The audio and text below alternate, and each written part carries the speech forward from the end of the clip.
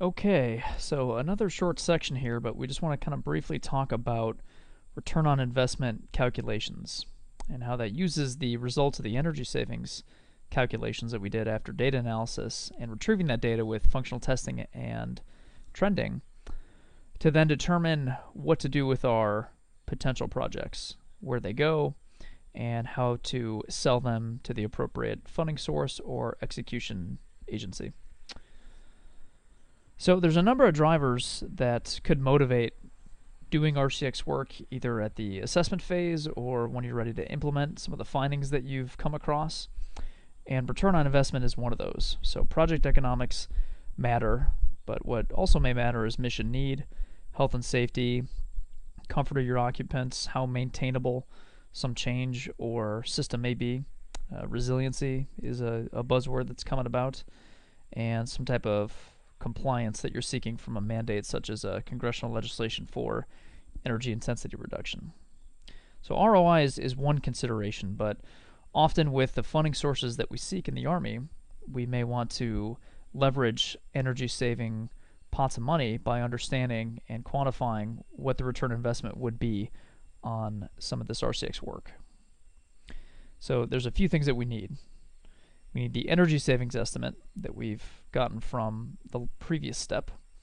You need to use the correct utility rates, have some understanding about how things are implemented so that we can do a good government cost estimate, and know what our economic criteria is to be able to make the appropriate pitch for doing some work that would presumably save energy. So energy savings we talked about as being a function of a lot of our current facilities engineering roles, and we had some summary information that we referenced, like this website here, to be able to have a cheat sheet of those savings calculations. Utility rates can be a little bit trickier in the sense that there's a lot of factors that go into it. So you could do a simplified utility rate calculation where you're really just taking the energy that you used and then what you paid for that energy, dividing that over the course of a year and determining your annual utility rate for electricity or gas or water. But there could be other factors that make that not necessarily a uniform rate throughout the year, and it depends on things like supply and delivery charges, whether or not those are together or segregated, where you get your energy from and what your regional rates are, the meter type or size, so how big your building is may determine what meter structure your building is eligible for, whether or not you have demand charges and what those charges look like if it's ratcheted. So if you get a high kW rate 1 month, does it stick with you for several months?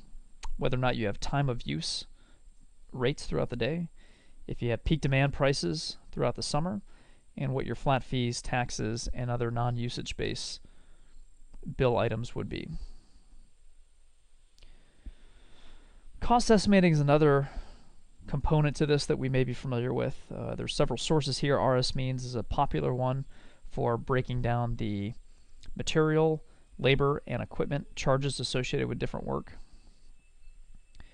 And then for the economic criteria, the Whole Building Design Guide gives some information about life cycle cost analysis and what some of those different criteria are, but they could be funding source specific. So if you're doing a MILCON, ESIP, or ERSIP project, there could be criteria specific to what that system is. So it just depends on the project and where you may be submitting a specific energy project to. So that's our brief overview, and what we really want to do, unless there's any specific requests to break one of these topics down a little bit further, is go right into some of the ROI Calc exercises, and we'll continue this when we get on site for the RCx Practicum. Thanks.